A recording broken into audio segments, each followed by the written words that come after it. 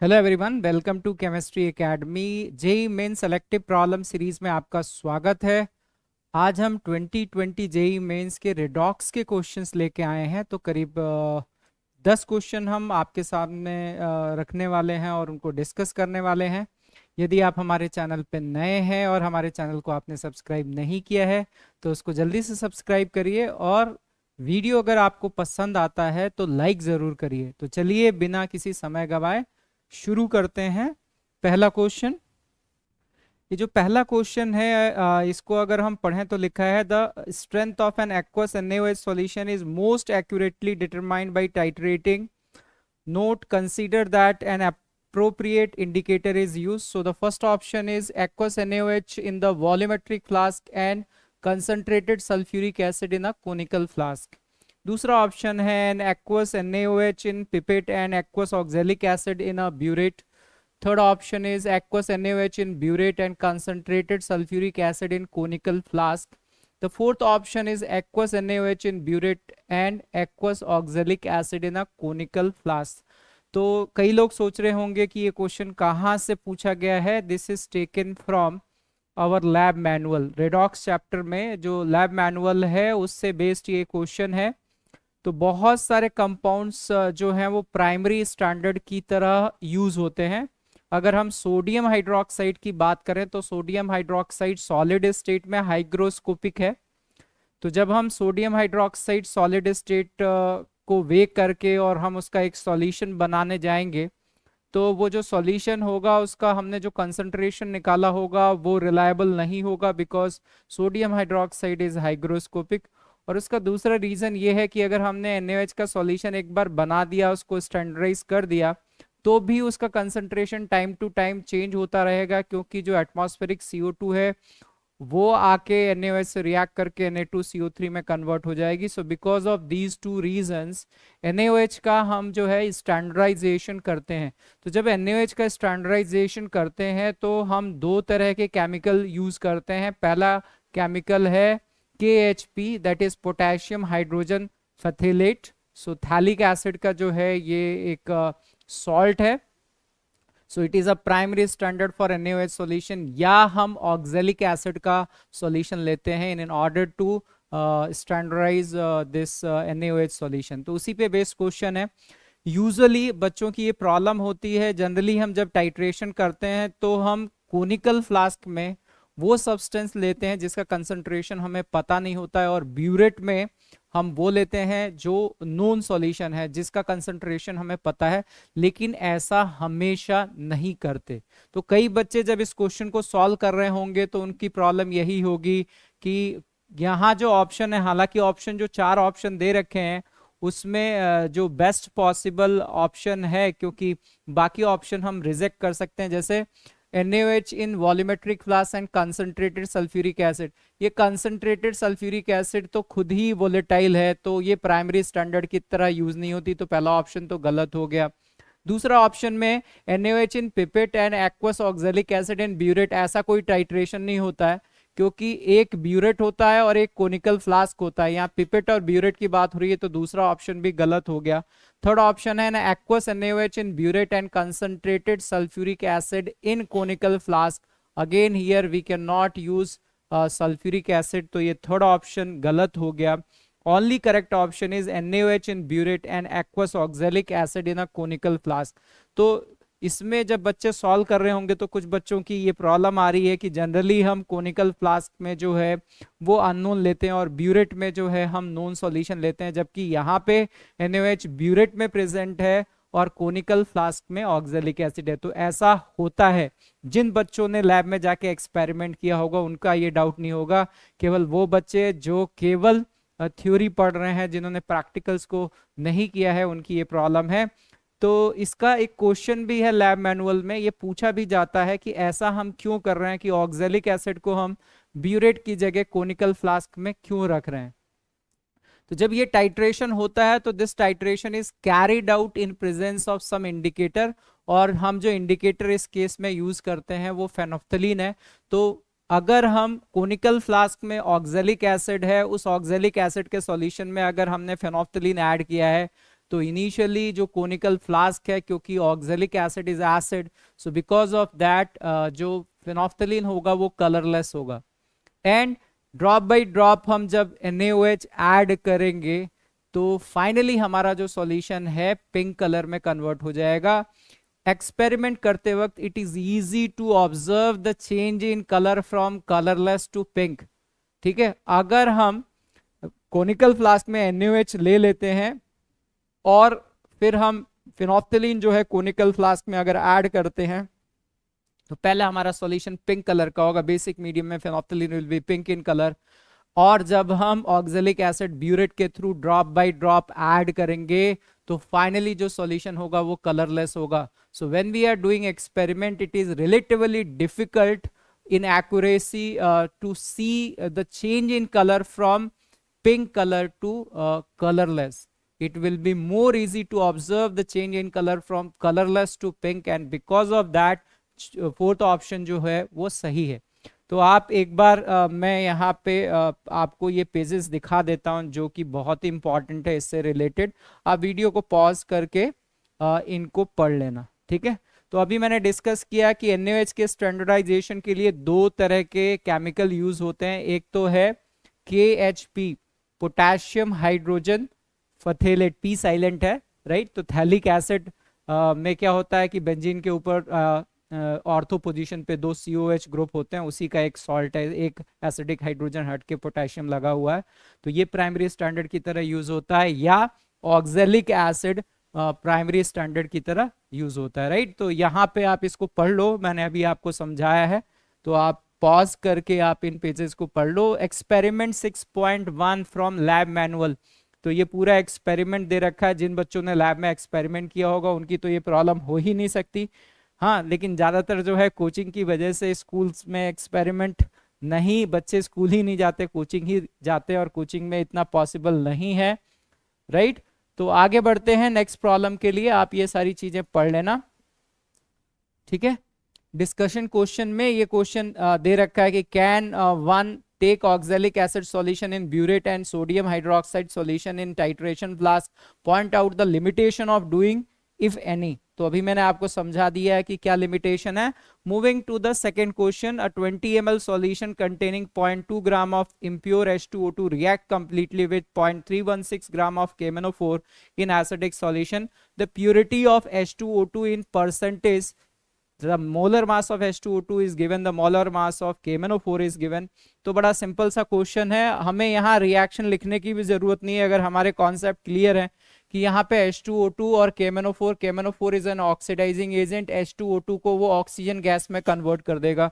तो अगर हम एक्स फैक्टर की बात करें, जब रिएक्शन लिख के बैलेंस करनी होगी, तो H2O2 जब यहाँ पे रिड्यूसिंग एजेंट की तरह एक्ट कर रहा है, इसका एक्स फैक्टर 2 होगा।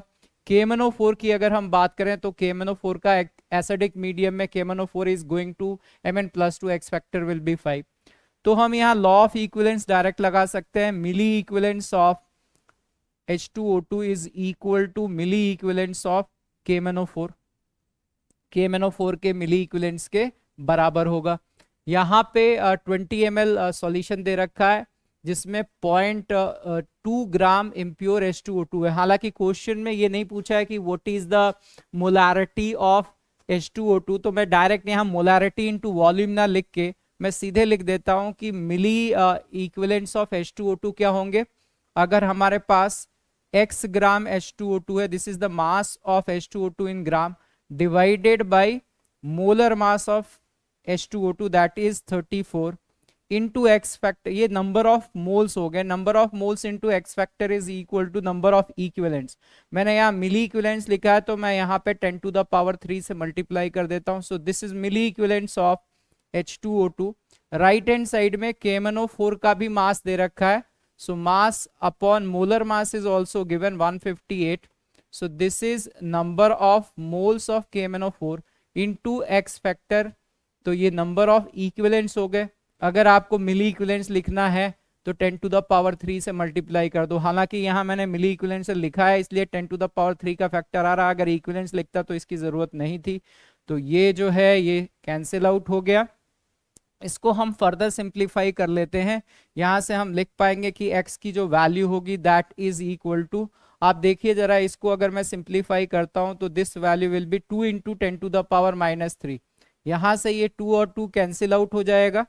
ठीक है, तो अगर हम इसको सिंप्लीफाई करते हैं, if we simplify this we can write what is the mass of H2O2 in gram, that will be 34 into 5, 34 into 5.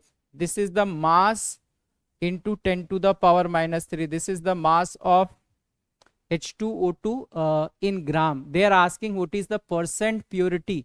तो परसेंट प्योरिटी अगर हमें कैलकुलेट करनी है तो we can write here percent purity क्या होगी कि जो मास आया actual mass that is 34 into 5 into 10⁻³ divided by mass of impure sample which is 2 gram, 0.2 gram, right? So 2 into 10⁻⁻1 gram into 100.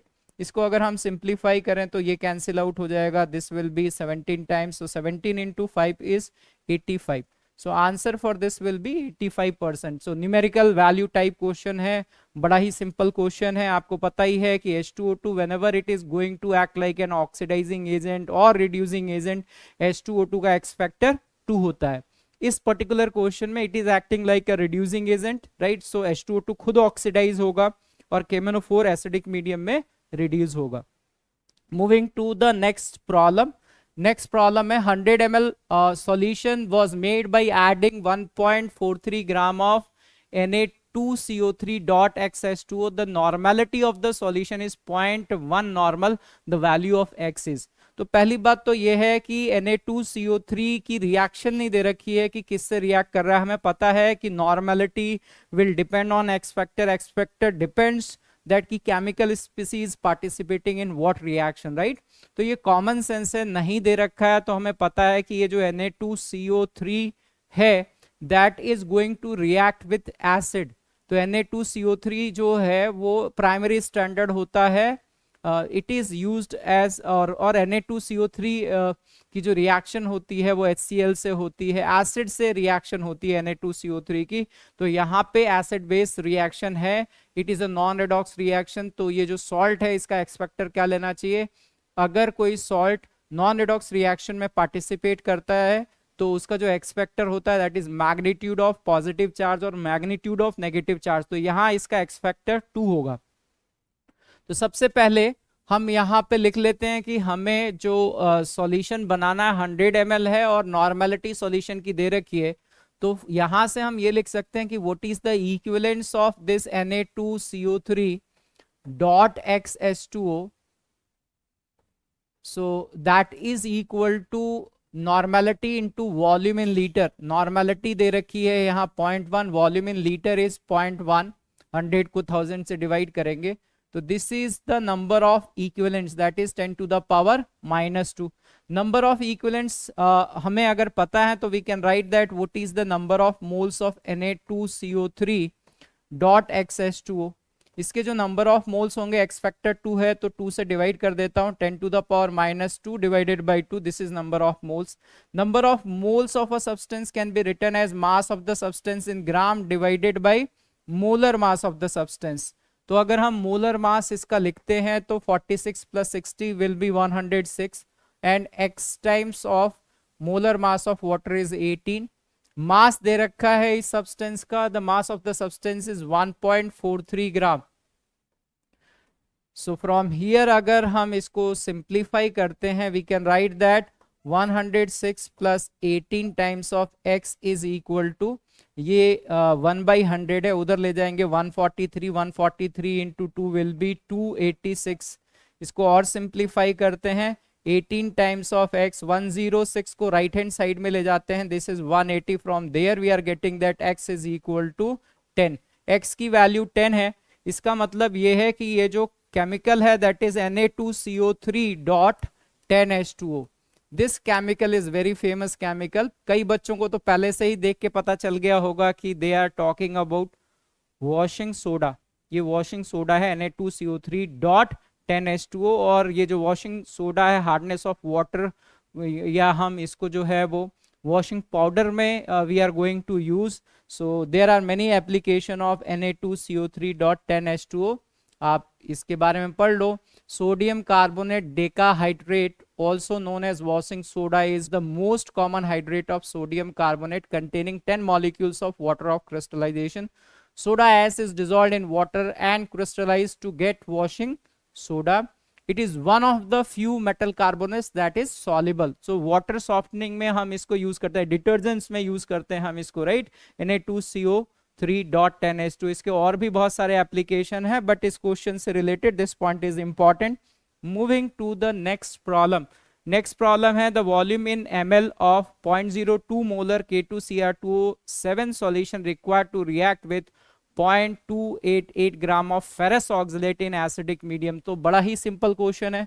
सबसे पहले हमें पता है कि K2Cr2O7 जब भी हम ऑक्सीडाइजिंग एजेंट की तरह इसको यूज करते हैं, हम एसिडिक मीडियम में ही यूज करते हैं, because in basic medium it is unstable, it will convert into K2Cr O4. तो जब K2Cr2O7 को एसिडिक मीडियम में हम ऑक्सीडाइजिंग एजेंट की तरह यूज करते हैं तो क्रोमियम +6 से +3 ऑक्सीडेशन स्टेट में जाता है. इसका एक्स फैक्टर 6 है.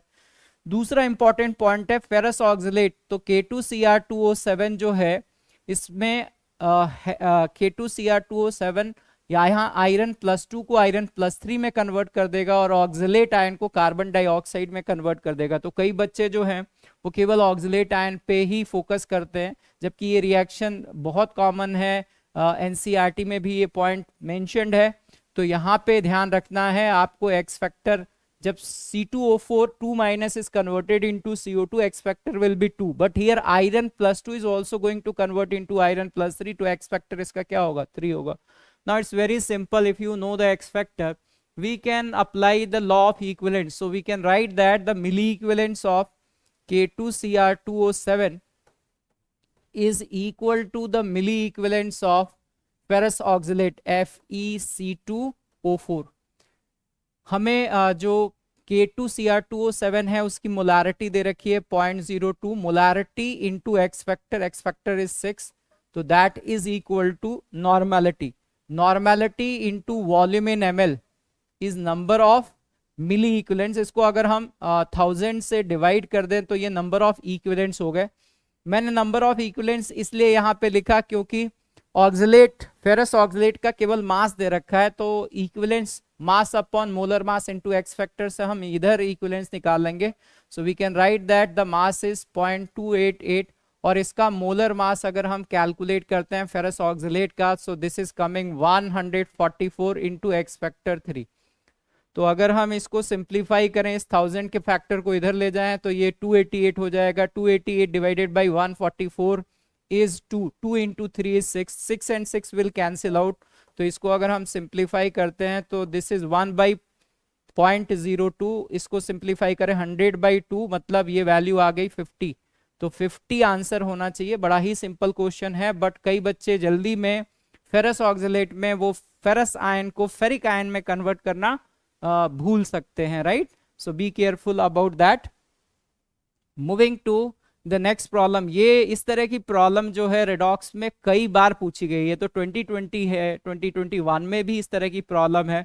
सो बड़ा सिंपल सा क्वेश्चन है. The compound that can not act both as oxidising and reducing agent. तो इसमें कॉन्सेप्ट ये है कि अगर कोई केमिकल स्पीसी है जो अपने मिनिमम ऑक्सीडेशन, जिसमें जो सेंट्रल एटम है वो अपने मिनिमम ऑक्सीडेशन स्टेट में है, तो वो फर्दर रिड्यूस नहीं हो सकता. वो फर्दर रिड्यूस नहीं हो सकता मतलब वो इलेक्ट्रॉन एक्सेप्ट नहीं कर सकता, means it can not act like an oxidising agent. अगर कोई केमिकल स्पीसी है जिसमें जो सेंट्रल एटम है या जिसका ऑक्सीडेशन नंबर वेरिएबल है वो अपने हाईएस्ट ऑक्सीडेशन स्टेट में है, तो वो फर्दर ऑक्सीडाइज नहीं हो सकता, means it can not act like N reducing agent. तो ऐसे केमिकल स्पीसी जिसमें जो सेंट्रल एटम है वो अपना ऑक्सीडेशन नंबर चेंज कर सकता है, अपना ऑक्सीडेशन नंबर कम कर सकता है या अपना ऑक्सीडेशन नंबर ज्यादा कर सकता है, it will act like oxidising as well as reducing agent. तो ये बड़ा सिंपल सा क्वेश्चन है. अगर हम H2O2 की बात करें तो हमें पता है कि H2O2 जो है it can act like an oxidising as well as reducing agent, because यहाँ पे जो ऑक्सीजन है इसका ऑक्सीडेशन स्टेट -1 में है। अब ये अगर H2O में जाता है तो ऑक्सीजन का ऑक्सीडेशन स्टेट -2 हो सकता है, या ऑक्सीजन का ऑक्सीडेशन स्टेट अगर ये O2 के फॉर्म में जाता है तो 0 हो सकता है। तो -1 इज बिटवीन -2 एंड 0। तो ये जो है it can act like an oxidising as well as reducing agent. H2SO3 में जो सल्फर है, this sulphur is present in +4 oxidation state. Sulphur के लिए जो ऑक्सीडेशन नंबर की रेंज है Roman number -8 to Roman number, sulphur के लिए जो रोमन नंबर है वो 6 है। तो यहां अगर हम देखें तो सल्फर के ऑक्सीडेशन स्टेट की जो रेंज होगी वो -2 टू +6 होगी। +4 जो है वो इसके बीच में लाई कर रहा है, मतलब ये अपना ऑक्सीडेशन नंबर बढ़ा भी सकता है घटा भी सकता है। तो again this can act like an oxidising as well as reducing agent. Nitrous acid में जो नाइट्रोजन है that is present in +4 oxidation state.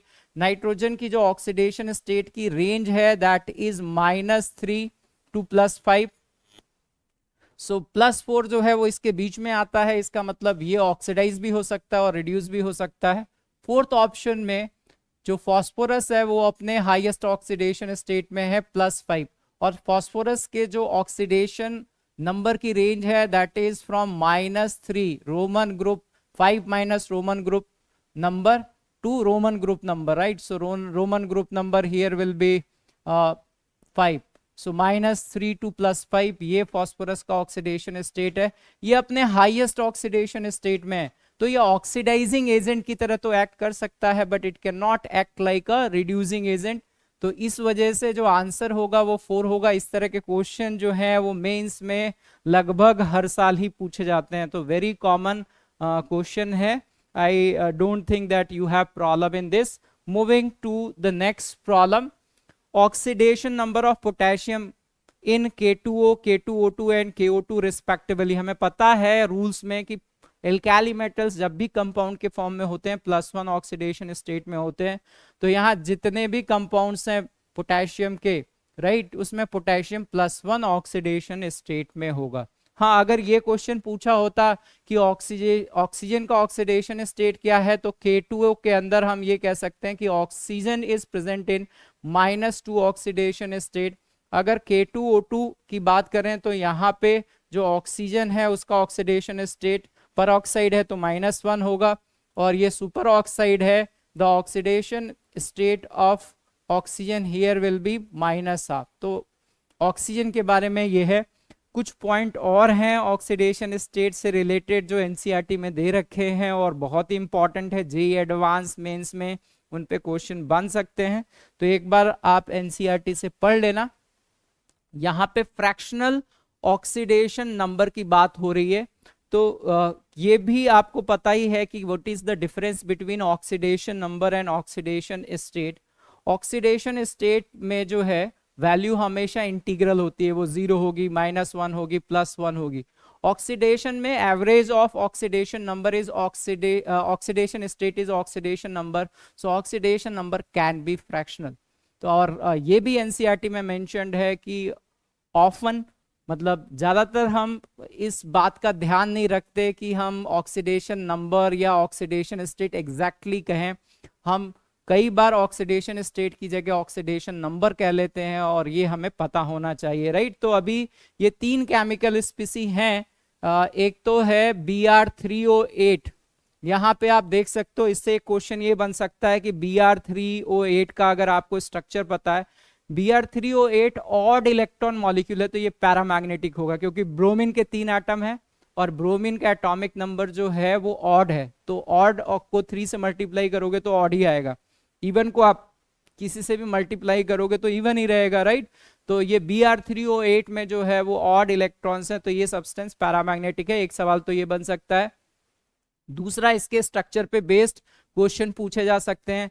अब अगर आप इसका स्ट्रक्चर बना के देख रहे हो तो इसमें 2 तरह के ब्रोमीन एटम है। जो मिडिल वाला ब्रोमीन एटम है उसका ऑक्सीडेशन स्टेट जो है वो +4 है, और जो साइड में है टर्मिनल पोजीशंस में है वहां पे ब्रोमीन का ऑक्सीडेशन स्टेट +6 है।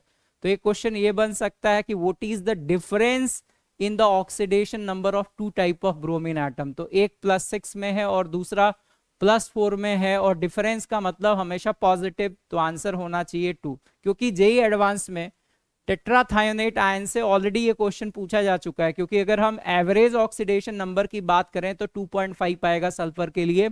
दो तरह के सल्फर एटम है, मिडिल वाले जो दो सल्फर एटम है वो 0 ऑक्सीडेशन स्टेट में, और terminal sulphur atom +5 oxidation state में है। तो जेई एडवांस में ऑलरेडी ये पूछा जा चुका है कि डिफरेंस इन ऑक्सीडेशन स्टेट या oxidation number of 2 type of sulphur atom in thionate, right, ये tetrathionate ion, so answer will be 5, है ना, इसका आंसर 5 है। इसी तरह से कार्बन का ये जो सब ऑक्साइड है, इसमें आप देखो जो मिडिल वाला कार्बन एटम है वो 0 ऑक्सीडेशन स्टेट में, और टर्मिनल कार्बन एटम्स जो है वो +2 ऑक्सीडेशन स्टेट में है। तो ये क्वेश्चन यहां भी बनता है कि दो तरह के कार्बन एटम है, उनके ऑक्सीडेशन नंबर का डिफरेंस क्या होगा, तो 2 - 0 विल बी 2। तो ये हो गया।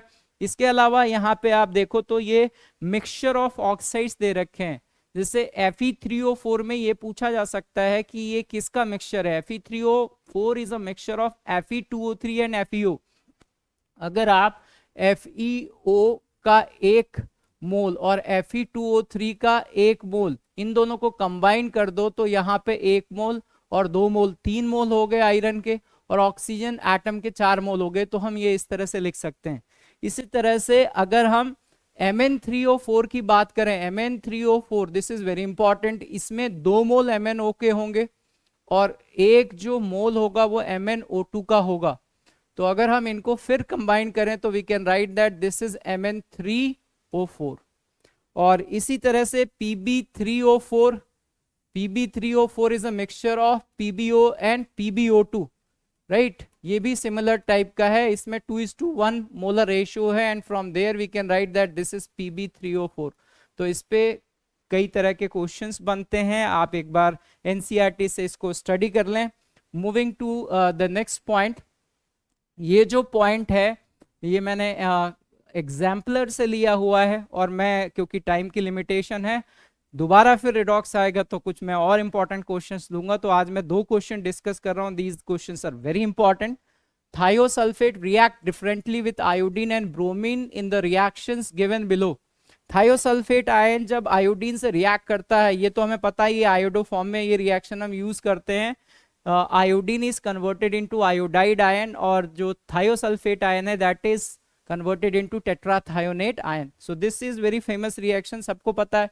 यहाँ पे सेकेंड रिएक्शन इंपॉर्टेंट है, आयोडीन की तरह जब ब्रोमीन थायोसल्फेट आयन से रिएक्ट करता है तो थायोसल्फेट आयन को सल्फेट आयन में कन्वर्ट करता है।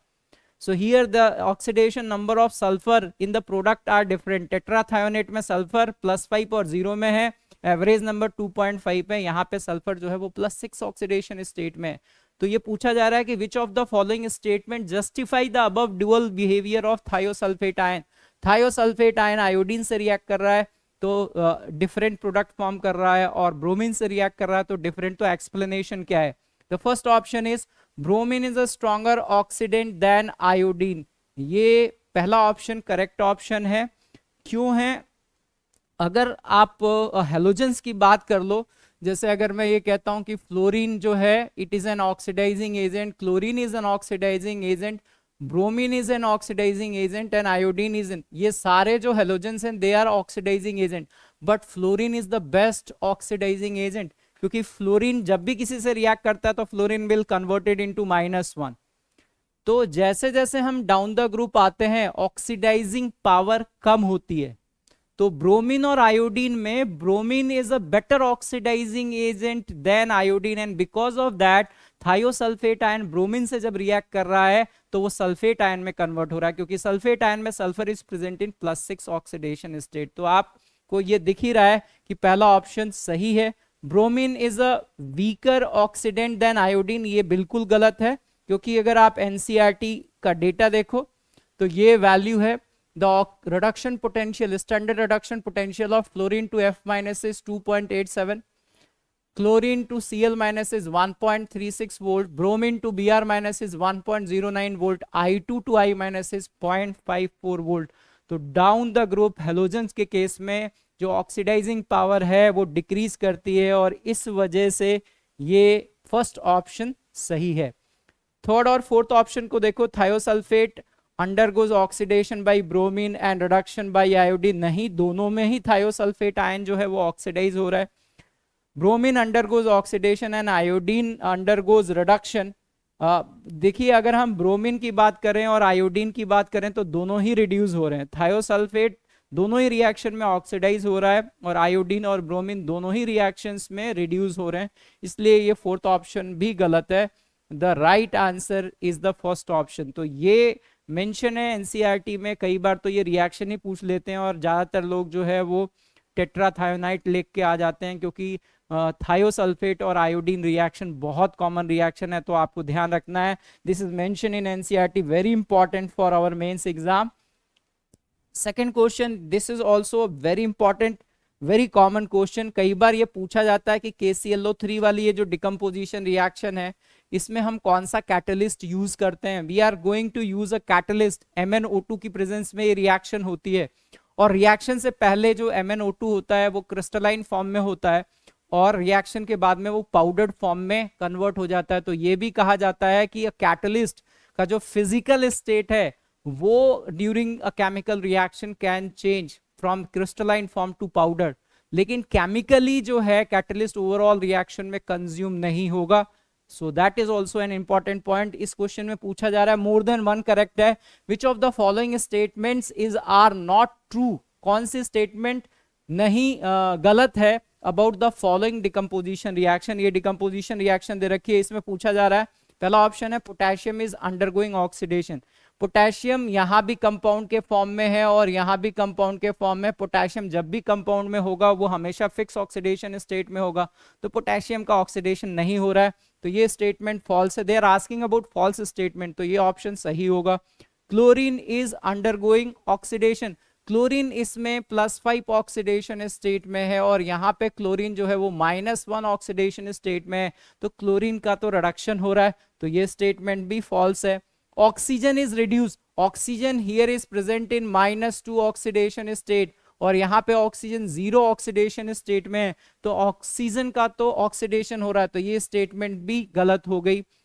Fourth statement, none of the species are undergoing oxidation और रिडक्शन, इसमें लिखा है कि कोई भी स्पीसी जो है वो ऑक्सीडेशन और रिडक्शन में नहीं पार्टिसिपेट कर रहा। दिस इज ऑल्सो फॉल्स, क्योंकि यहाँ पे तो क्लोरीन का जो है वो रिडक्शन हो रहा है और ऑक्सीजन का ऑक्सीडेशन हो रहा है, तो none of the species are undergoing oxidation and reduction, this is also false. तो इसका मतलब ये हो गया कि चारों स्टेटमेंट फॉल्स हैं, मतलब हमारा जो आंसर होना चाहिए मल्टी करेक्ट के लिए ये चारों ऑप्शन ही सही हैं, राइट।